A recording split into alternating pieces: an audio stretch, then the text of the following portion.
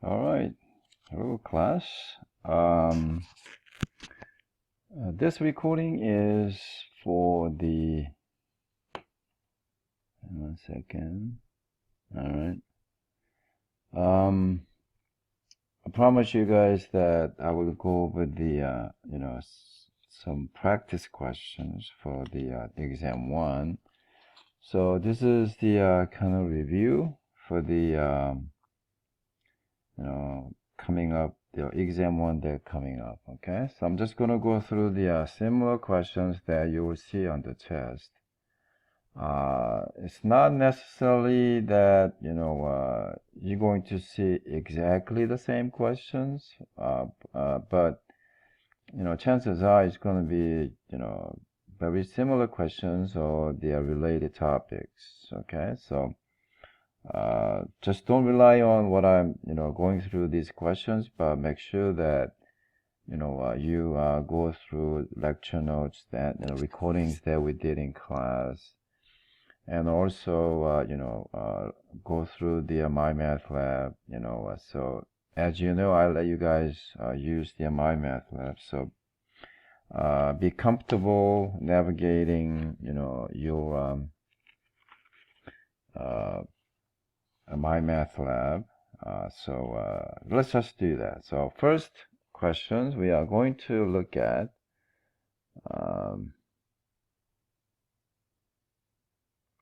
So I'm going to give you some set of numbers, like I have -4, 5, like -4, -3, -1, 0, and 1/2, 1, and then you got 3.14. Then I have a square root of 5. Then I have a pi. Okay. So the question will be, let's find the integers. So integers.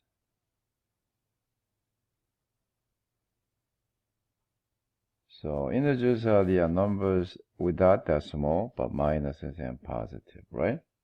No fractions. So in this case, you will have -5, -4, -3, -1, 0, 1.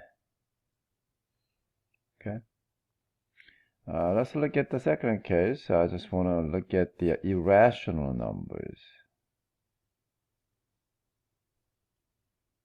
Okay, irrational. So irrational numbers are a number that keeps on going, right? So now 3.14 is not keep going. It stops at 4, so that's not irrational. But square root of 5 and pi is definitely irrational. So that would be a square root of 5 and pi. All right, move on to the second question. So this one, we're going to have some order of operation kind of problem. So I have -2 square plus 3 square and times -3 -8 minus absolute value of -5. Then the entire thing is going to get divided by 5, okay, minus the absolute value of 2 and plus 7 or something like that. Okay, so you're going to have to follow the order of operations. So I'm just going to evaluate the parentheses and the exponents. So within this parentheses, you got minus 2 squared, so that minus is not included. So you got minus 2 times minus the sign in the outside, it's going to be outside, then square the base 2, so that will be a 4, so total minus 4. And then 3 squared, you get 9. Okay, times minus 3 minus 8, you get negative 11. If I evaluate this absolute value, minus 5 come out as a positive 5, but we still have a minus in front. So that's minus 5. Bottom here, we can just do it separately because it has nothing to do with on the top. So you got, if I take out this 2 from the absolute, you get, positive 2. So we'll have a minus in front of it. So 5 minus 2 and plus 7. Again, we're still going to evaluate the parentheses first. So yeah, minus 4 plus 9, which is a 5. Then times the minus 11 minus 5 divided by, let's just do this separately so we don't have to worry about that. So 5 minus 2, we get 3. 3 plus 7, you get 10. We should have done this, later after the multiplication, but since they are independent, we can just do it at a time, right? So here I have 5 times minus 11. I got minus 55. Then I have a minus 5 divided by 10. So you have a minus 55 minus 5. You got minus 60 over 10. So you get negative 6 for your answer. Okay? Just make sure that you guys follow the order of operation. All right, question 3. This is the solving linear equation. So I have something like, 3x over 2 plus x over 6 equals to minus 5 over 3. So we want to eliminate the fraction, so I'm just going to multiply entire equation by 6 because that's the smallest number that all these numbers can multiply into. Okay, so here's what we're going to do. So we're going to multiply that by everything by 6 over here. Okay. So the first one, the 2 times 6 divided by 2, you get 3. So 3 times 3x, you get 9x. Next one, 6, 6, and cancels out, just giving us the x. Next one, 3 goes into 6 twice. So 2 times 5 is negative 10.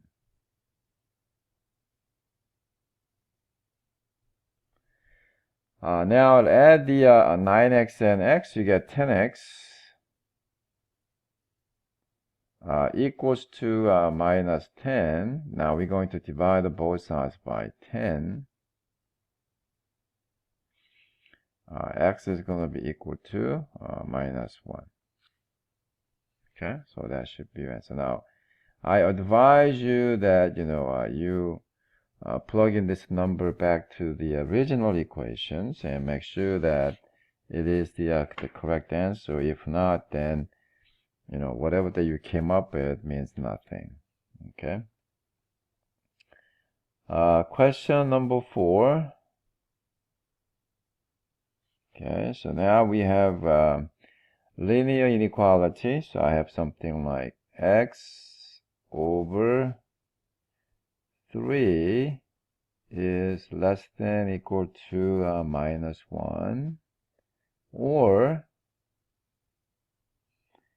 4x minus 1 divided by 2 is greater than 7. So we're going to have to solve this inequality independently.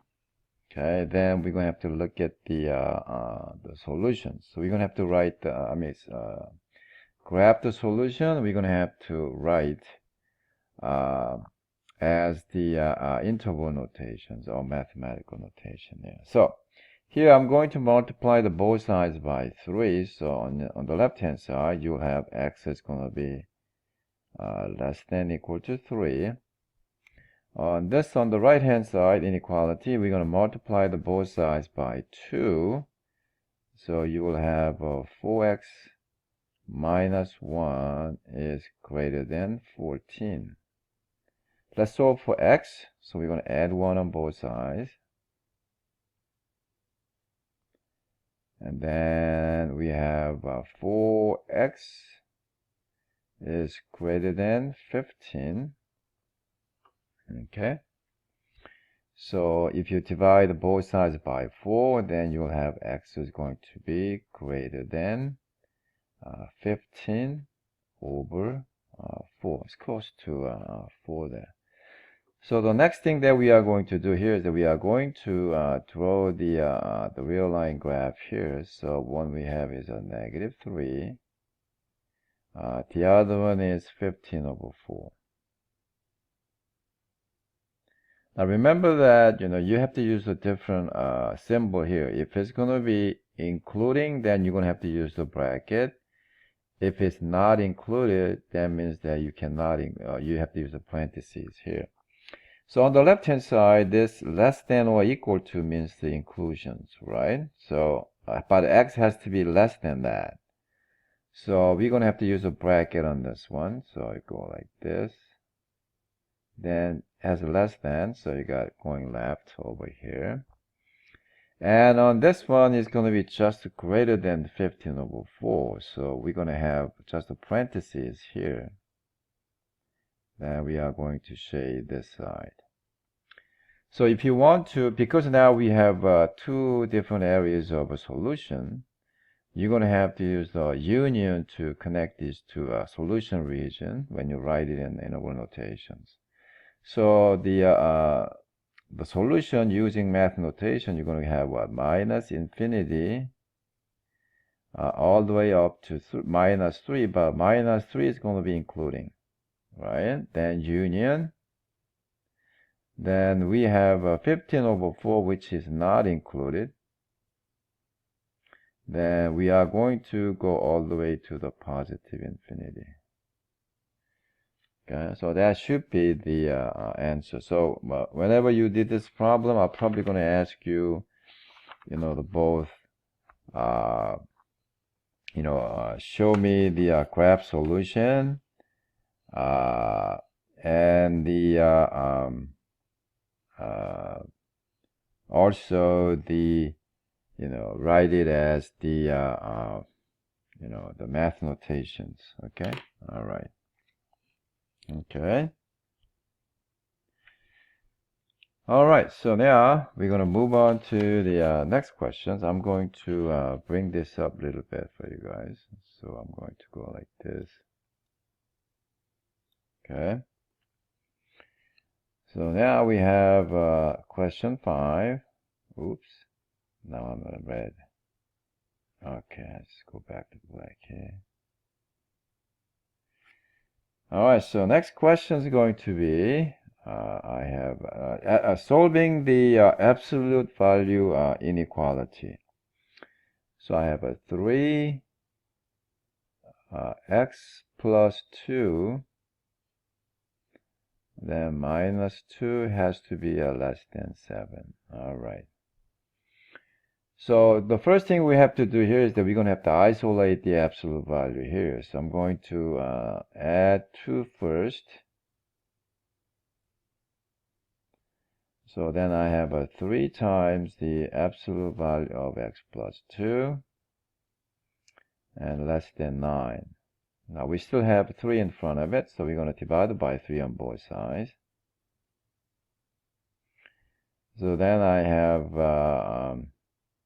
on the left hand side, I have absolute value of x plus 2 is less than 3.